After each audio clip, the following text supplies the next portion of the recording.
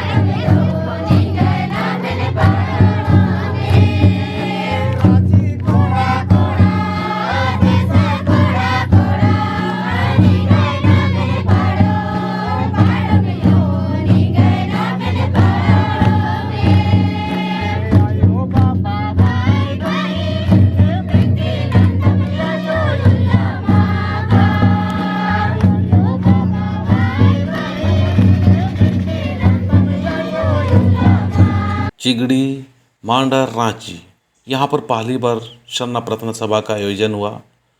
इस प्रार्थना सभा का आयोजन से गांव में एक अच्छा और बहुत ही सुंदर अपना सरना समाज और सरना धर्म के प्रति एक ऊर्जा का काम करेगा।